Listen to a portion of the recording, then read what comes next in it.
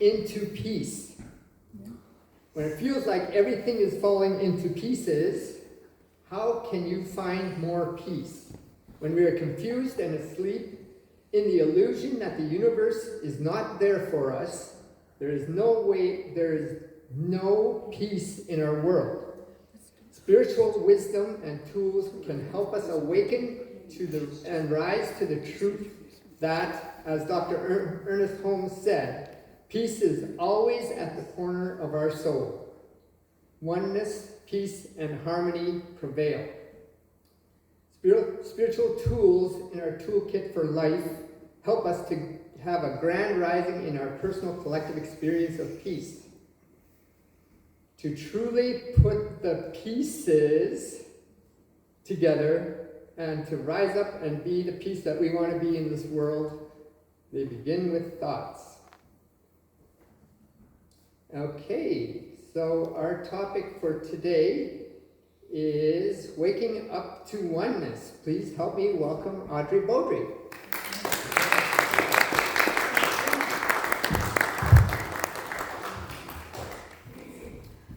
Thank you, Wes. Some of you see that I'm not ready to give up the season of dresses yet. I notice there's a few of us with dresses and sweaters on today. Are you at peace with everyone you know and meet? Let's take a moment and ask ourselves that. Are you truly at peace with every single person you encounter in your life? I imagine for most of us, the answer is no. What if we could be? What if we began each day with a grand rising, seeing the oneness in all beings and recognize the divine presence in everyone we meet? When we do this, we can transform how we see and experience the world into one that is filled with peace and love. You see, the divine in me recognizes and honors the divine in you. That's the short form version is namaste. When we acknowledge that, we start to shift our perspectives. But let's be honest. Life is challenging, and sometimes it feels like everything has fallen to pieces, doesn't it? And in those moments, how do we find peace? No ideas. How do we stay connected to that capital T truth? When we are caught up in the illusion of separation, when we are asleep in the dream of disconnection, there is no peace in our world. But spiritual wisdom, spiritual practices, these tools can help us awaken and rise to the truth that, as Dr. Ernest Holmes said, peace is always at the center of our own soul. There's a few new faces to me in the room, and Wes actually quoted this quote too, but Dr. Ernest Holmes is the founding person of the science of mind teaching, in which he wrote the textbook in 1926. So, anyway, peace, oneness, and harmony are our true nature. When we lean into spiritual tools, when we reach into our toolkit that life has gifted us, we can rise within a new way of being, one where we experience peace, not just within ourselves, but within others, in our communities, and ultimately peace on earth. This talk explores that journey. What is peace? How do we cultivate inner peace? How do we live in peace with others? And how do we create peace in our community?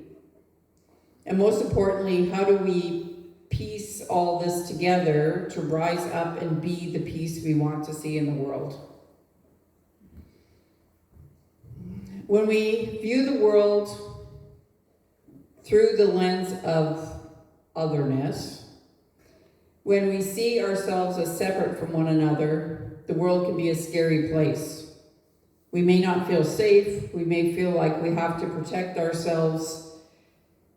And so we react. And sometimes it's out of fear, sometimes it's out of anger, and sometimes it's out of defensiveness. But what happens when we experience a grand rising? When we intentionally wake up to the oneness of all things? When we see the divine in everybody? We can move from a place of fear and separation to a place of love, curiosity, cooperation, and compassion. Let me share a sample of this in action. So I remember a time when I was triggered by something somebody said about me. People can relate. My initial reaction was one of frustration and anger, but instead of reacting immediately, I paused, I took a breath, and I gave myself a moment to consider, what story am I telling myself about this situation? Is it true? Do they know what they're talking about? Let's be honest, that's the first one I go to. Are they talking out of fear? Might be the second one. But just by taking that pause, I was able to shift my response from one of conflict to one of peace. The pause allowed me to choose differently. So I want you to think about a situation in your own life where you could practice the pause. Maybe it's a family member who knows how to push your buttons, or a colleague who gets under your skin. What if in a moment of tension, you choose to pause? What if you took a deep breath and asked yourself, what story am I telling myself right now? And is this true? This brings me to the idea of choosing our peace. We live in a world where people often talk about picking your battles. We have one going on right now by the length of my son's hair. And my husband thinks that anything longer than the Beatles' length is too long. And I'm like, that's not a battle I want to fight. He's in charge of the hair on his face and the hair on his head, so. Anyway, but what if we, instead of choosing battles, we choose peace? What if in every moment we constantly choose to respond from a place of peace rather than from a place of conflict? The truth is, continuing to do the same thing over and over while expecting a different result is the definition of insanity. And sometimes you don't even realize you're doing the same thing over and over.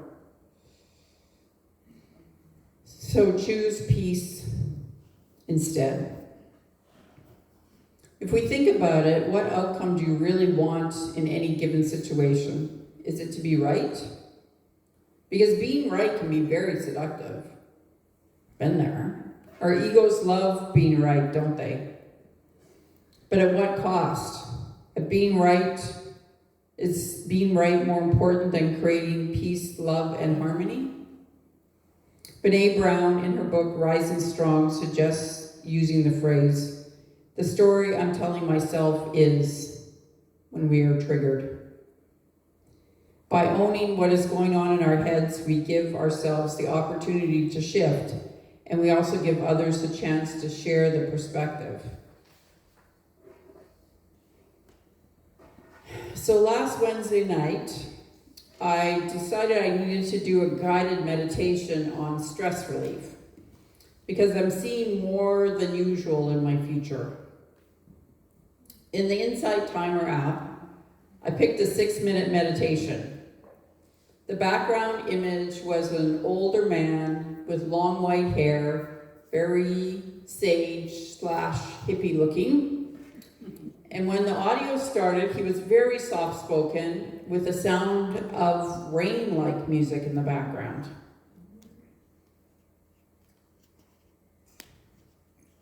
And they were both competing. So I had to keep turning the volume up to here. And as this is happening, I realize that my body is feeling like it's in conflict mode. and it wants to fight. I can physically feel the stress as if it's playing out right that moment. I don't know what he said, and I didn't last the whole 6 minutes before I changed the meditation to one about good sleep. Safe topic, right? I didn't realize it then, but as I laid there with my wet eyes, it had been a good stress relief for my physical body. So I went back on Thursday evening to the exact same recording. His voice was clear and there was no sound in the background. So, were the competing sounds real or divine intervention or both? I'm pretty sure I would not have gotten as much release out of a quiet version. As we come to a close, I want to leave you with the wisdom of Ernest Holmes again, one of my favorite people to quote. Peace comes from the sense of union with the whole. Confusion comes from the sense of separation. Our job is to wake up from this illusion of separation. We must have our own grand rising to oneness.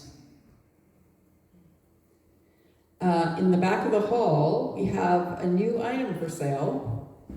A huge magnet that says, praise well with others, and the tagline is, we are a peace center. There's 5 or 6 of them there. I have one on the back of my car as a bumper sticker. I will keep you updated with any interactions I have with people about them. And if somebody can tell me what all the logos stand for, that'd be good too. So today, let's practice seeing. I missed a whole exercise here. Okay. Boy, I was just getting to the last paragraph. Okay. Now I invite you to. That's what I thought. I missed a whole page here.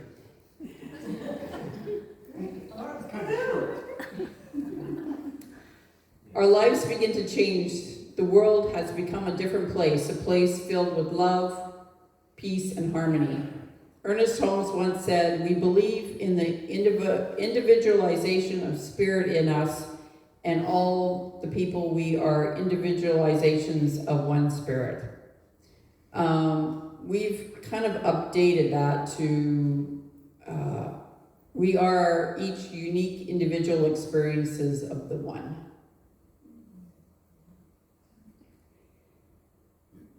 When we truly know this, we are awakened to this truth. Our sense of separation dissolves. We rise up into oneness. This is a place of peace. The peace passes all understanding. It is here. It is a state of oneness. We can look into the eyes of another and see God in them. Can you imagine what the world would look like if we all did that?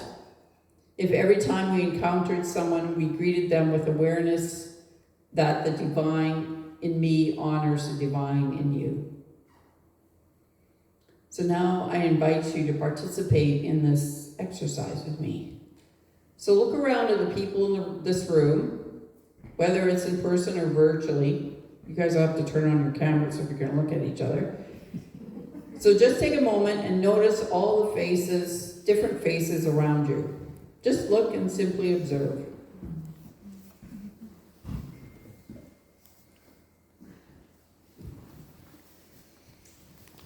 Now close your eyes for a moment. Bring your attention to your heart. Take a deep breath in, and as you exhale, feel yourself dropping into a space of peace. Connect with the divine within.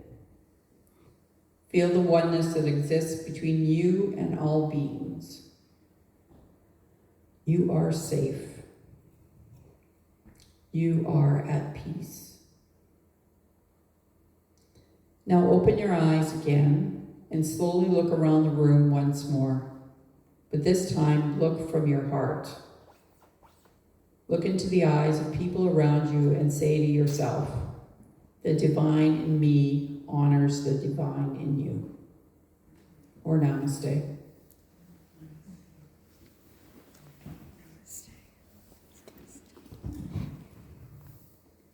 Can you feel the difference? Is there a shift? Notice the peace that arises from that simple practice of seeing the divine in one another. The power in pausing for peace. Viktor Frankl, a renowned psychiatrist, and Holocaust survivor, once said, "Between the stimulus and response there is space, and in that space lies the freedom and power to choose our responses. In our response lies the growth and our freedom." Think about that. With a tiny space, a pause, we have the power to choose peace. That feels like the end. So I have an affirmation if you choose to repeat after me. Peace is the divine.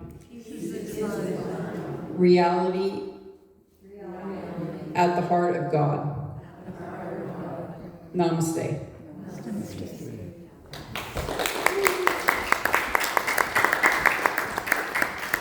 Judy has a prosperity class coming up, and she'd like to take a minute and talk about it.